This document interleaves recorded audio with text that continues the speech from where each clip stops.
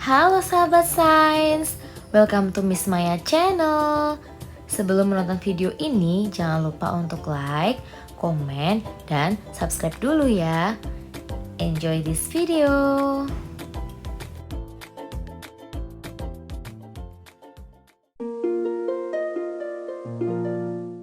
Halo sahabat sains, ketika mendengar kata sel, apa yang terlintas di kepala kalian?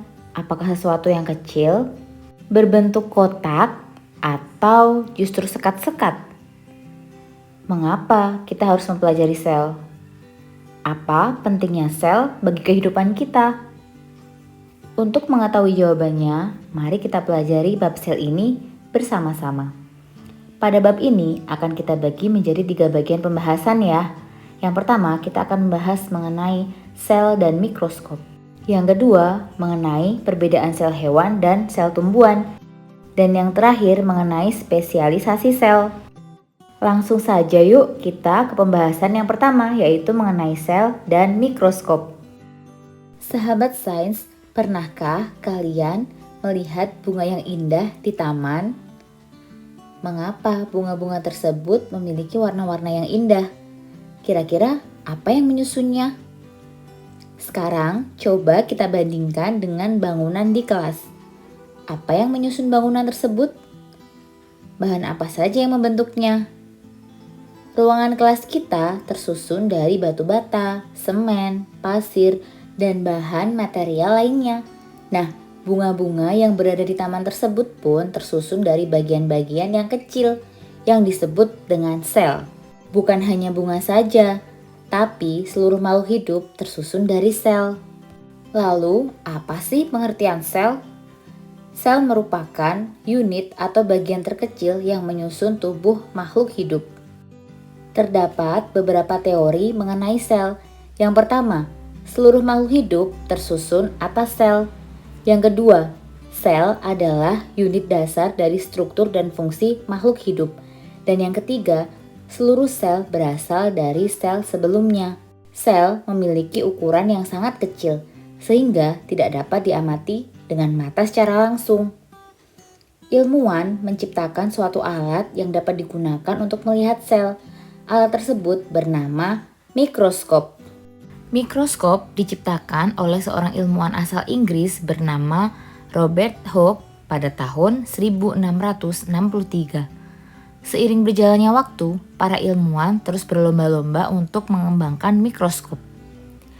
Terdapat 2 jenis mikroskop yang digunakan saat ini, yaitu mikroskop cahaya dan mikroskop elektron. Perbedaan dari kedua mikroskop ini yaitu yang pertama, mikroskop cahaya, yaitu mikroskop yang menggunakan cahaya yang merambat melalui lensa untuk menghasilkan suatu bayangan yang diperbesar. Mikroskop cahaya dibagi menjadi 2 jenis, yaitu mikroskop monokuler dan mikroskop binokuler. Perbedaan mikroskop binokuler dan monokuler terletak pada bagian atas dari mikroskop yang disebut dengan lensa okuler. Jumlah lensa okuler pada mikroskop monokuler hanya 1, sementara mikroskop binokuler memiliki 2 lensa. Selanjutnya ada mikroskop elektron, yaitu mikroskop yang menggunakan sinar atau radiasi dari elektron. Menurut kalian, apakah persamaan dan perbedaan dari mikroskop cahaya dan mikroskop elektron?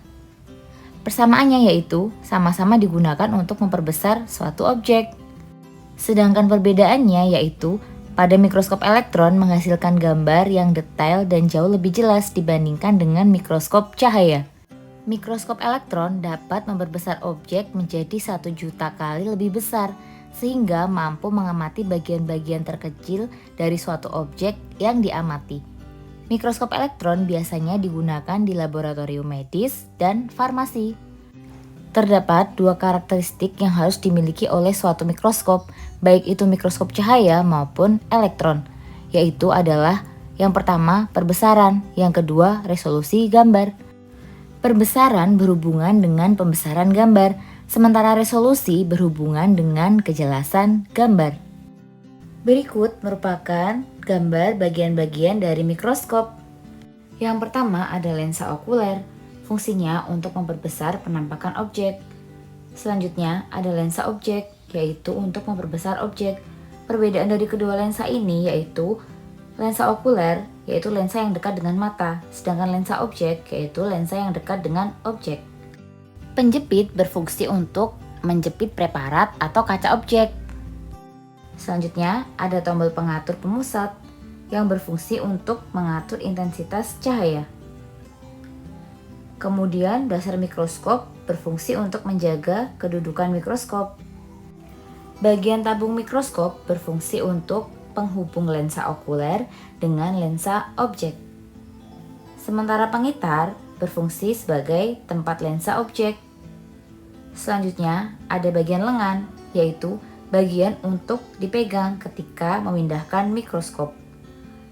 Ada bagian mikrometer yang berfungsi untuk memfokuskan bayangan secara lambat, sedangkan makrometer berfungsi untuk memfokuskan bayangan secara cepat. Kemudian, ada meja objek yang berfungsi sebagai tempat meletakkan objek. Yang terakhir, ada lampu sebagai sumber cahaya agar objek dapat terlihat. Pada mikroskop cahaya terdapat beberapa perbesaran gambar yang dapat kalian lihat pada tabel berikut ini.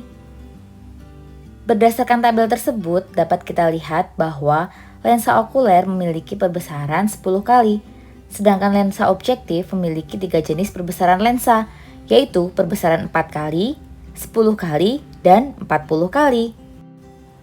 Untuk menghitung perbesaran totalnya, yaitu dengan cara mengalihkan perbesaran yang digunakan pada lensa okuler dan objektif. Misalnya, seseorang melakukan pengamatan objek menggunakan lensa okuler dengan perbesaran 10 kali dan lensa objektif dengan 10 kali perbesaran juga. Maka perbesaran total objek tersebut yaitu sebesar 100 kali. 100 ini diperoleh dengan cara mengalihkan 10 dengan 10. Maka didapatkan angka 100. Artinya, ukuran asli dari benda tersebut telah diperbesar sebanyak 100 kali. Thank you for watching sahabat sains. See you on my next video. Bye bye.